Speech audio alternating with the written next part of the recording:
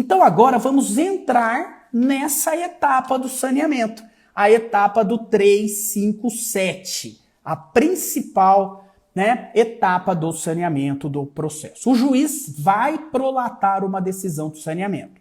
Primeiro ponto que você deve observar: qual é o conteúdo da decisão do saneamento? Quando o juiz for prolatar a decisão de saneamento, essa decisão tem que analisar vários pontos do processo. Tome nota aí de tudo que deve conter na decisão de saneamento. Tudo que deve conter na decisão de saneamento.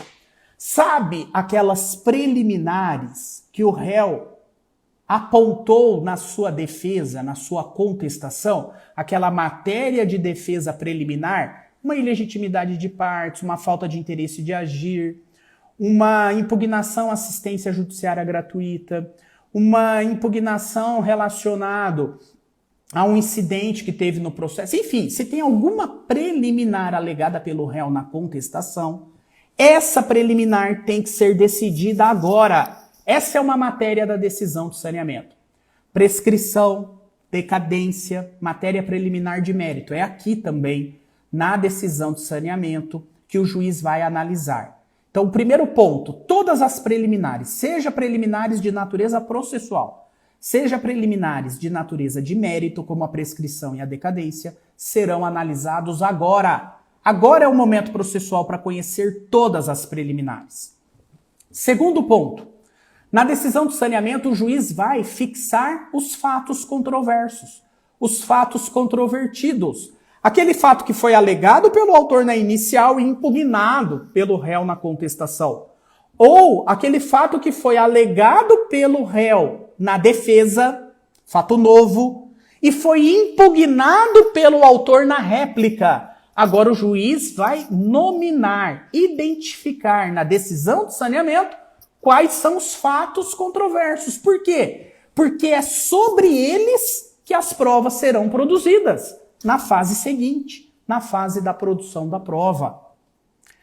Denunciação da lide. Foi apresentada a denunciação da lide lá na contestação? É agora que o juiz vai analisar se é caso de denunciar a lide ou não no saneamento do processo. E se for, ele vai determinar a citação do denunciado, para o denunciado ingressar no processo. O terceiro ingressa no processo, abre prazo, apresenta defesa e tudo mais. Haverá aqui uma ampliação do objeto da demanda. Haverá simultaneamente duas demandas com uma única instrução do processo. A ação principal entre autor e réu e a ação secundária entre denunciante e denunciado. Haverá simultaneamente duas demandas numa única instrução processual. Isso vai ficar definido no saneamento do processo. Além disso, o juiz vai fixar as questões de direito.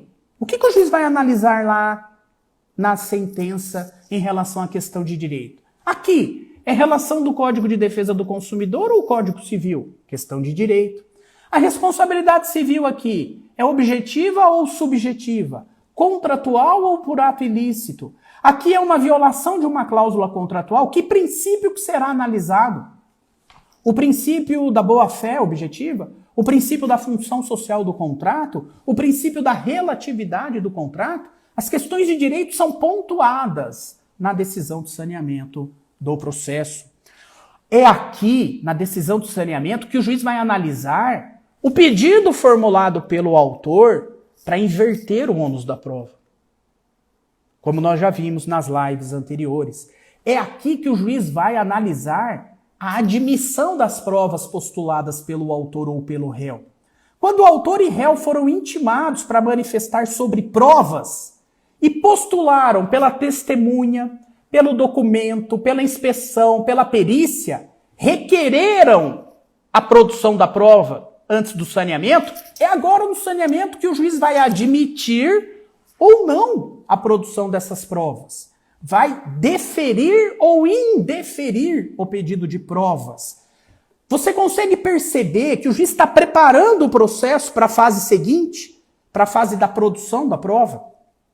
É agora que, se o juiz acolher, admitir a prova oral, depoimento pessoal, testemunha, oitiva de um especialista, oitiva do perito. Se o juiz admitir uma prova oral, ele vai designar a audiência de instrução e julgamento. Tudo isso faz parte da decisão do saneamento. Dá para perceber também que a decisão do saneamento é complexa. Ela tem vários capítulos. Tem o capítulo das preliminares que serão conhecidas, tem o capítulo da fixação dos pontos controvertidos, tem o capítulo da questão de direito, tem o capítulo de analisar se é inversão do ônus da prova ou não, tem o capítulo de admitir ou não admitir a produção da prova. E se ele admite uma perícia, ele já nomina o perito, designa o perito, já intima as partes para apresentar os quesitos, assistente técnico. O perito já vai ser intimado também para apresentar a proposta de honorários. Tudo isso na decisão do saneamento. É uma decisão complexa, como você pode perceber.